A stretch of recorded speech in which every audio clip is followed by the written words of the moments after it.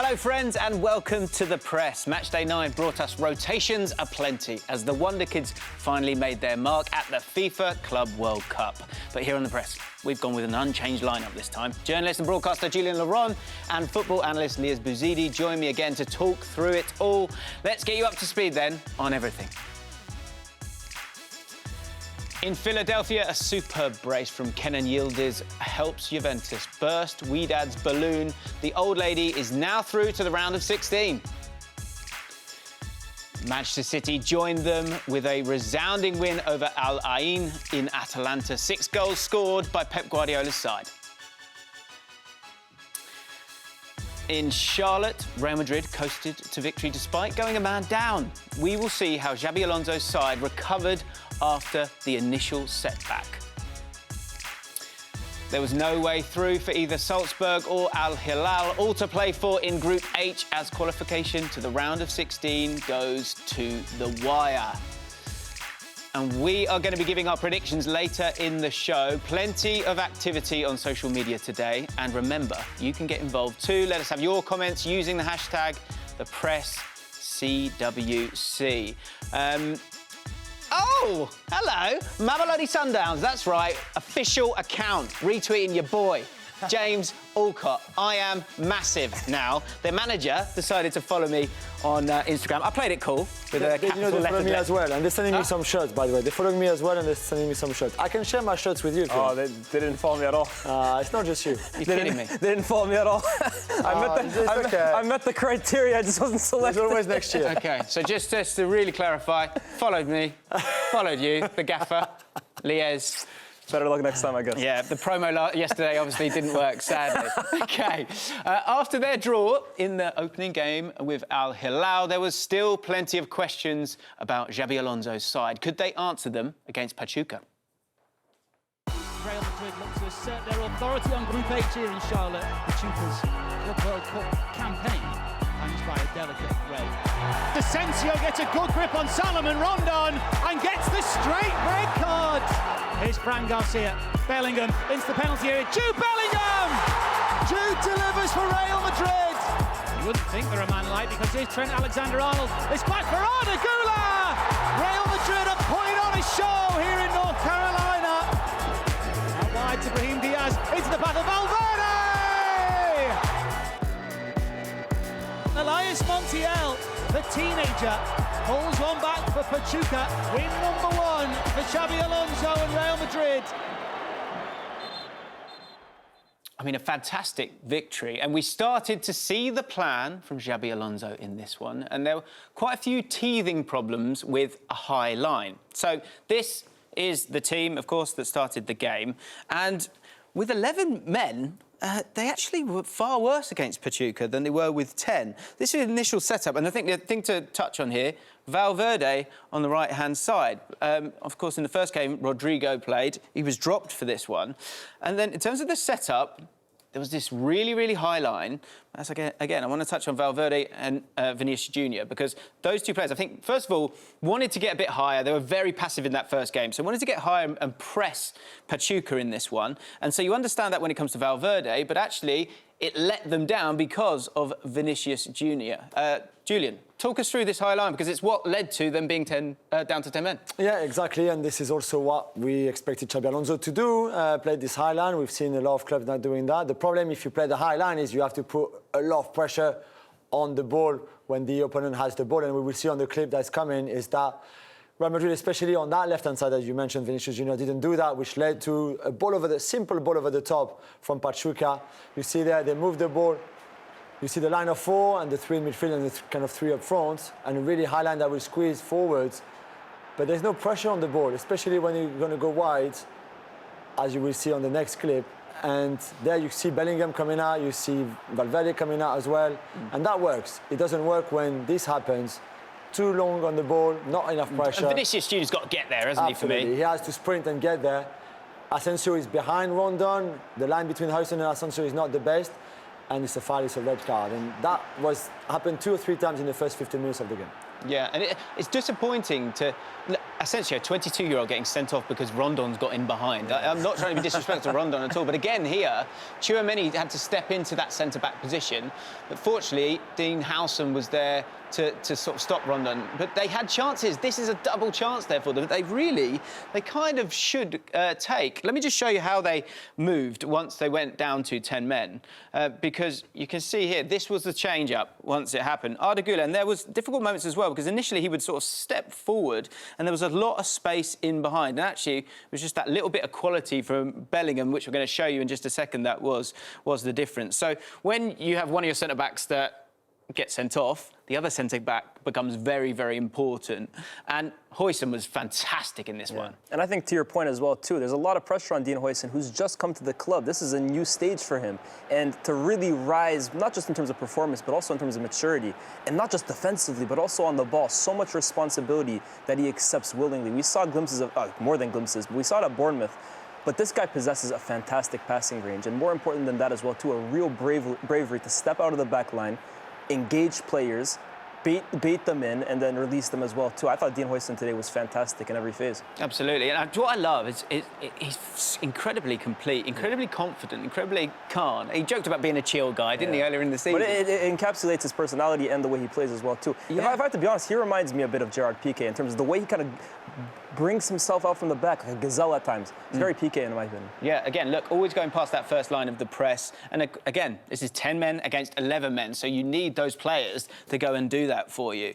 I want to talk about Jude Bellingham. I want to talk about Trent, because I think a big topic of conversation is, of course, how you get the best out of all of these different players. And we thought it was going to be an audition for Arda Güler in this one on that right-hand side, but it turned out it was Valverde. It all kind of got ripped up a little bit. But two things were really important for me was, first of all, Jude Bellingham in this area here, this channel here, because Jude Bellingham, with his ability to drive, he is so sensational in this area. But the problem you have a lot of the time is that lane is completely congested with Mbappe and Vinicius Jr. The other one being Trent. Now, Trent kind of stepped into this area here.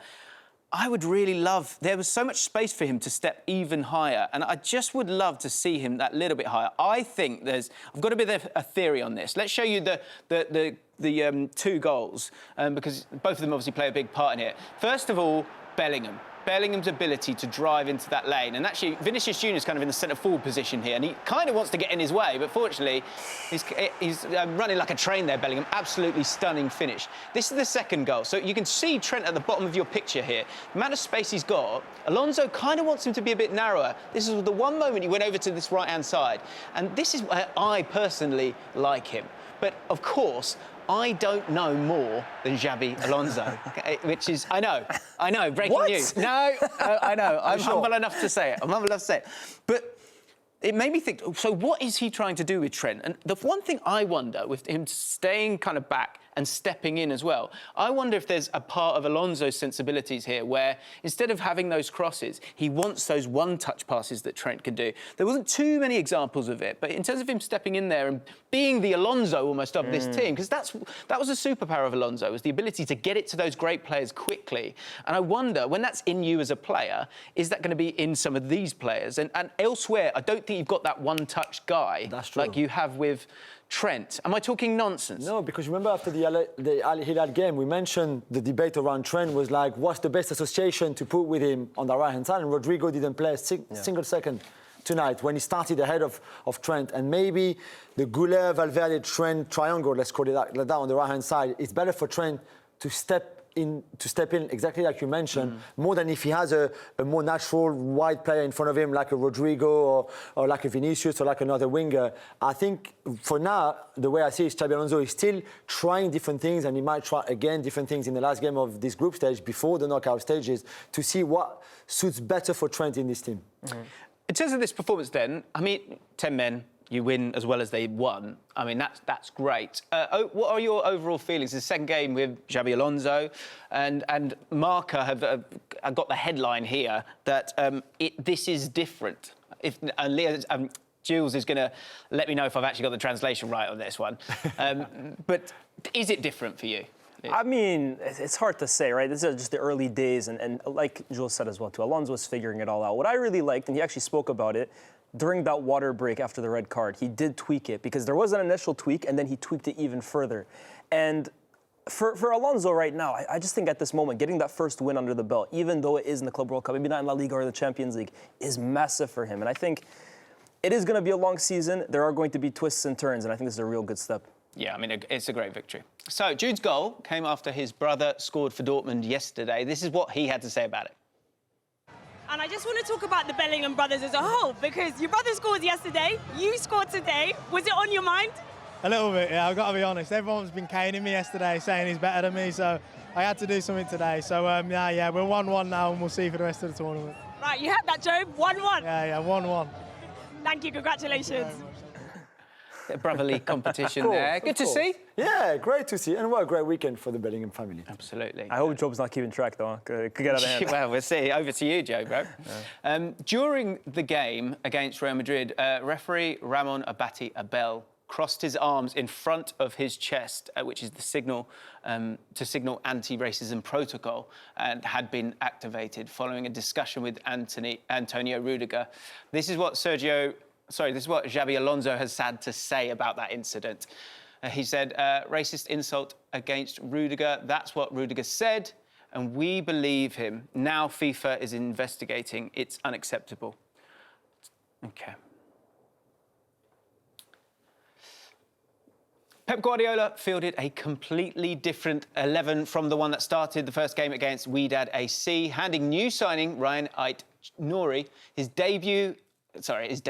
A win for Manchester City would mean qualification for the English team, while Al-Ain would be eliminated.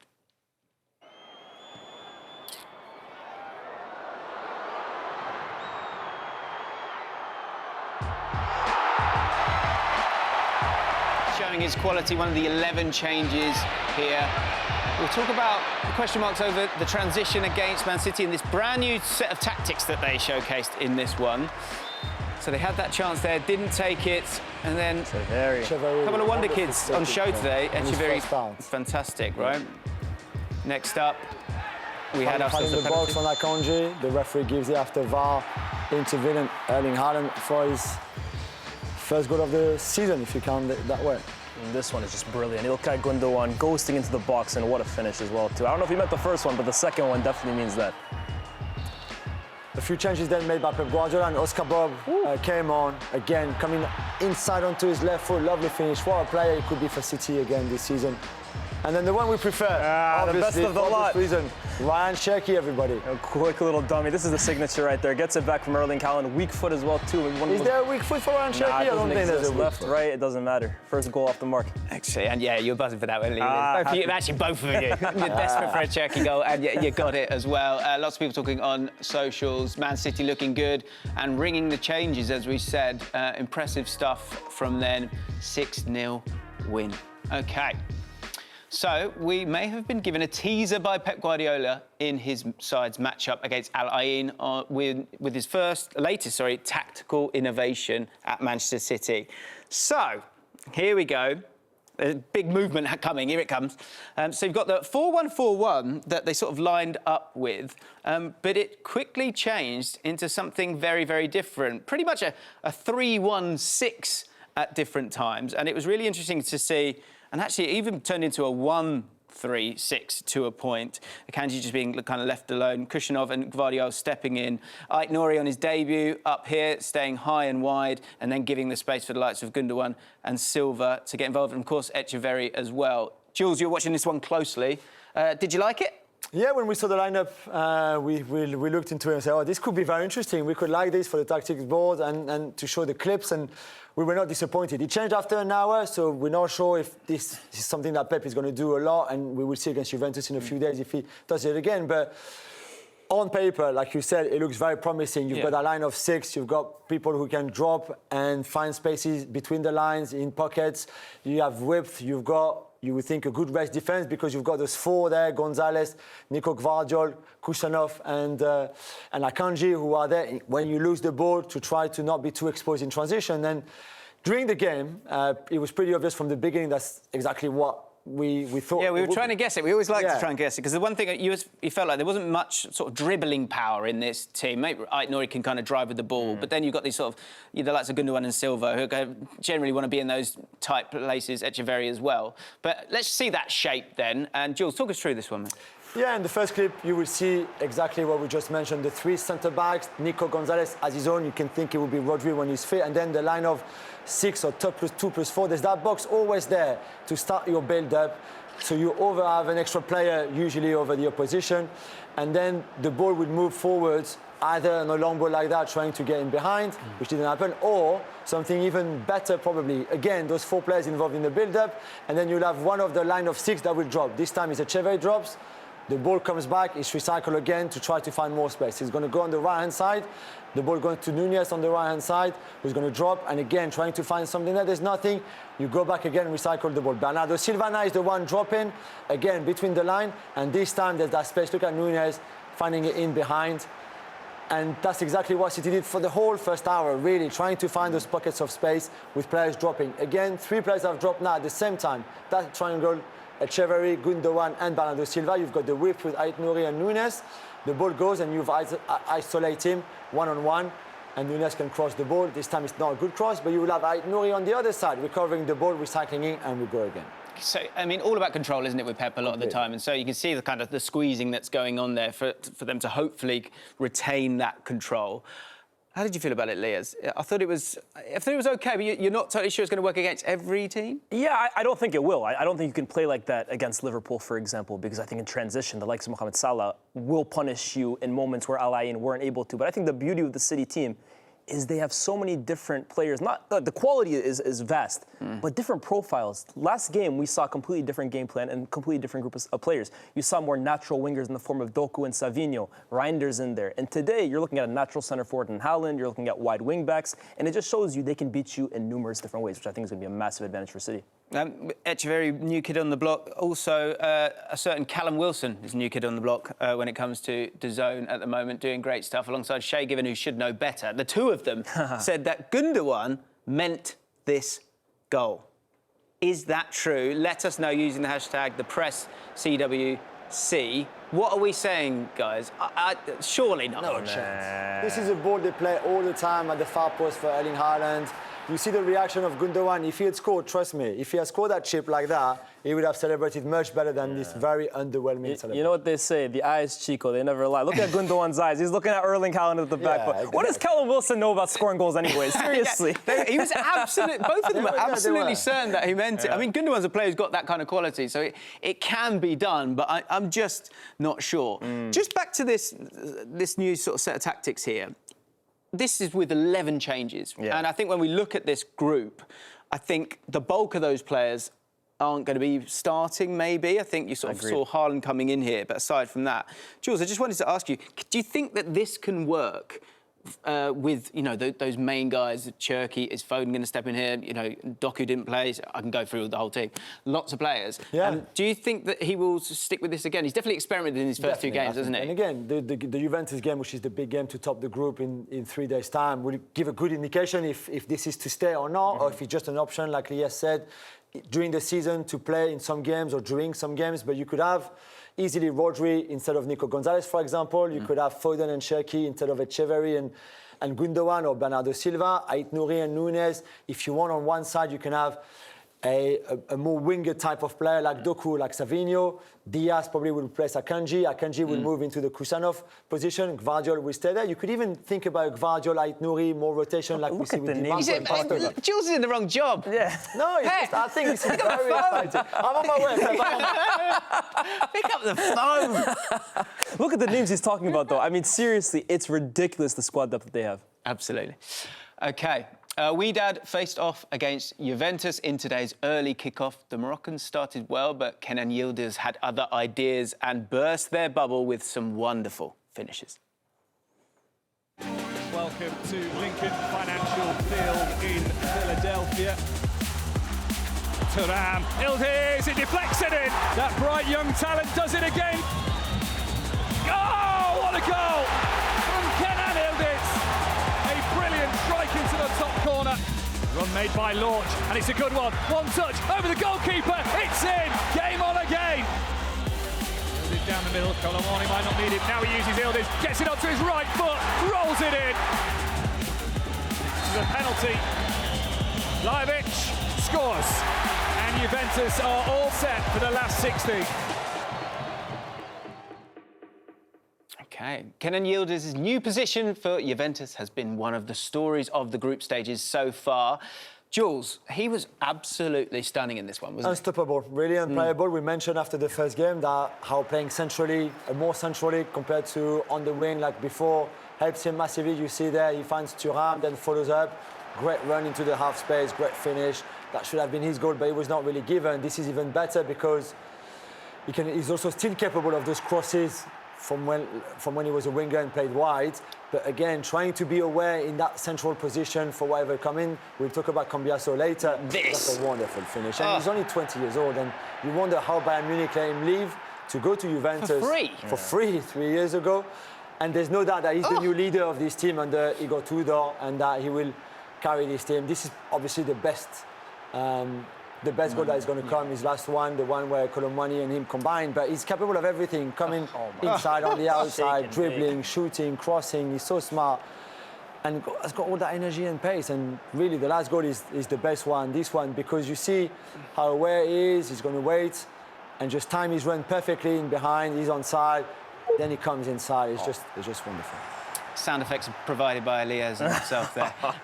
I mean, probably the performance of the tournament so far, an absolute level above, which he has been in both games. 2 shots on target, 2 goals, 2 dribble attempts, both successful in this one. I do want to show you, we want to kind of talk around Yildiz, because it's not just him, they're all dovetailing really, really nicely. Yeah. Just wanted to sort of take a second to enjoy Cambiaso's part in this stunning goal. Most people will look at the whack from Yildiz, but to have your left back here, most players would just stay still, play a 5-yard pass. Look where he goes, straight into traffic, and look at all these players that he brings with him.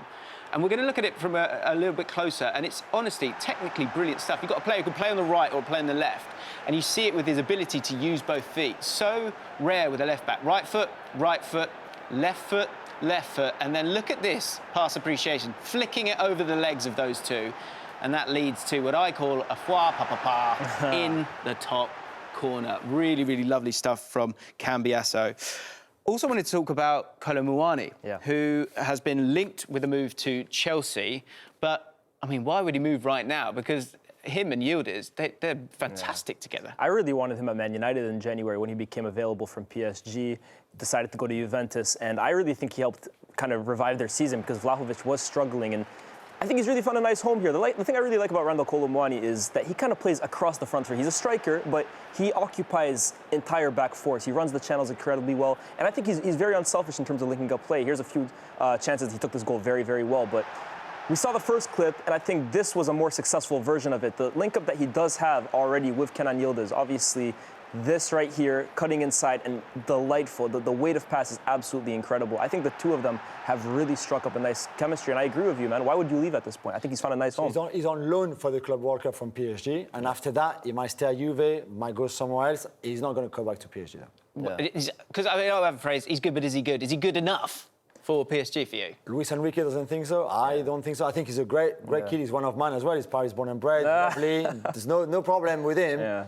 I just don't think he's good enough for top. He's not world class. I agree, but you see him for France. Sometimes he's a decent tool off the bench. Yeah, absolutely. Trust him a lot. It's great to have in the squad, but not as a star. I agree. I see, 2 maybe easier games for both of them, and of course Man City against Juventus in that last game, and we'll give our predictions on all of the groups very, very soon. OK, so Al-Hilal had the greater need for a win, given their opening day draw with Real Madrid. FC Salzburg frustrated them time and time again. OK, so, guys, I'm not going to lie, this was a tricky one, but there were a few chances Salzburg that we're going to talk about, and Al-Hilal in this one. A war of attrition, wasn't it, guys? Yeah, and this is one of the greatest blocks of the competition so far. Rasmussen on Marcos Leonardo that we didn't see closer up with the replay, but these are the 2 best chances. Again there, Rasmussen has to be better, but Bruno first and then Koulibaly on the line with 2 great interventions. But yeah, that's pretty much it.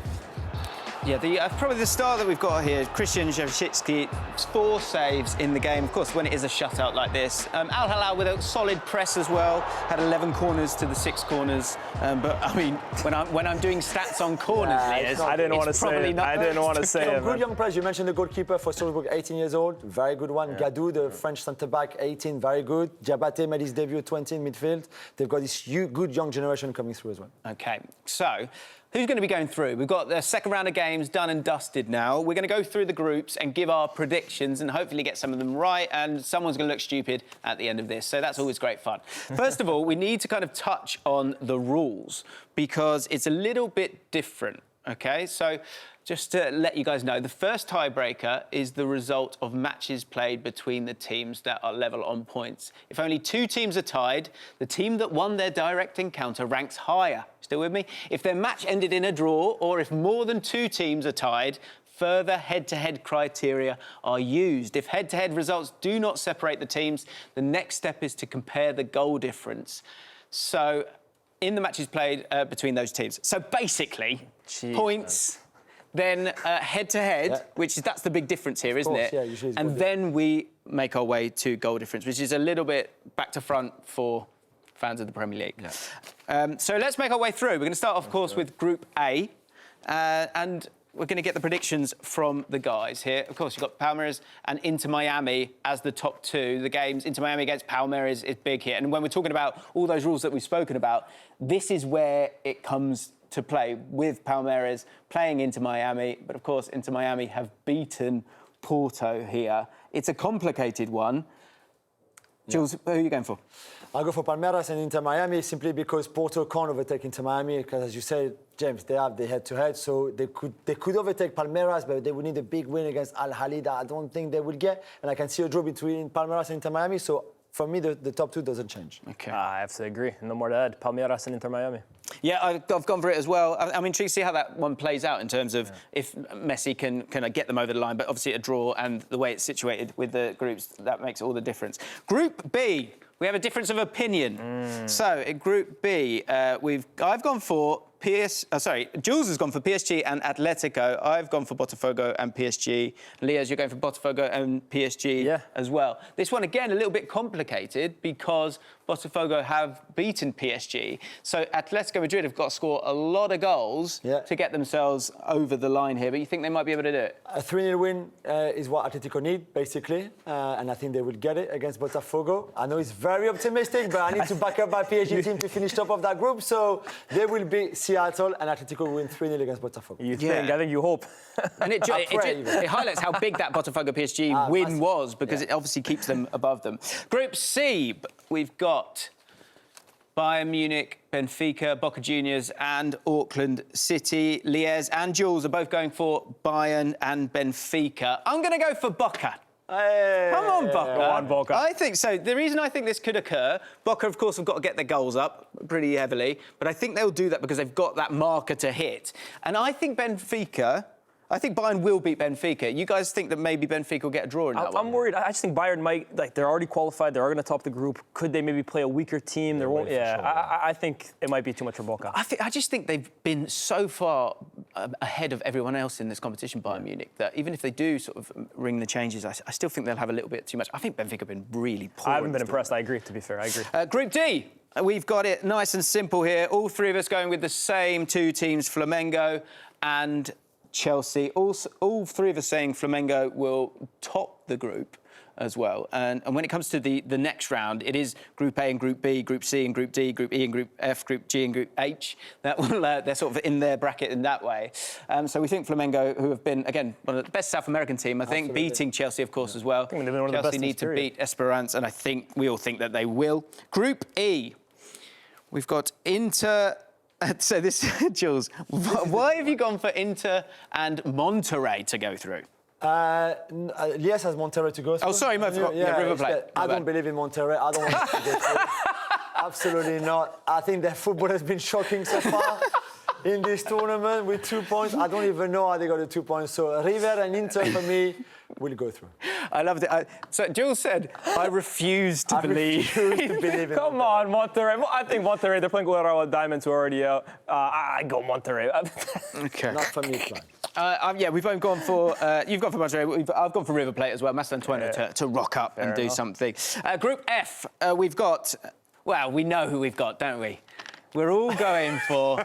Mamelodi Sundowns. Come on, I don't know, shirts are in the post. I might You have a choice. If you want to come back on these shows, they didn't follow me. They haven't sent me a shirt. I don't know. Fluminense. Maybe I go for you guys. So Fluminense against Mamelodi Sundowns. That is the game that I'm most excited about because, of course, I am Mamelodi Sundowns till I die. But also because Thiago Silva and that ageing side, I think the way that the Brazilians play, I think we'll have a shock there. They've got to be very switched on, but speed kills. I agree. All jokes aside, I go Mamelodi. Follow me back, though, please. Seriously, what's that about? What's that about? yeah. Don't be a beg, mate. Come on. Right. Group G. Better than that. Group G. We've got Man City and Juventus. I'm going to put my neck out there here, right? I reckon. No, I'm going to say it. Juventus and Man City will get through. Who will top that group?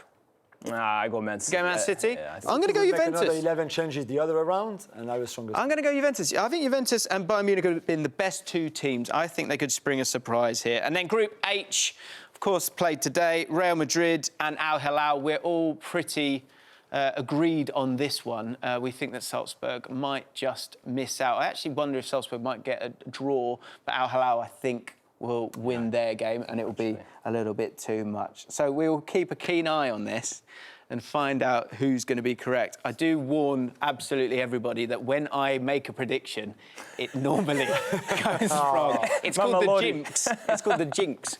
Well, what a night that was. Let's have a look at the socials one last time before we go. It's on its way, don't worry. Everyone take a breath. Everyone take a breath. It's been a whirlwind, hasn't it? Here it comes. So, as you can see, lots to chat. Reaction to Salzburg. Probably most people are saying, wow, that was a tough game. Apart from that, they were good in their first game, though. A few people chatting about all sorts here. Match day 2. I'm trying to read it. How Salzburg was a little bit... OK, I don't want to have a go at Salzburg. Let's maybe move on from there, sadly. This is what's coming up later today when it gets even more interesting because we've got the double headers. The final round of games are on their way. We've got Atletico Madrid versus Botafogo at 8 p.m. A lie-in for James. Delighted. Seattle Sounders versus PSG at 8 p.m. Inter Miami versus Palmeiras at 2 a.m.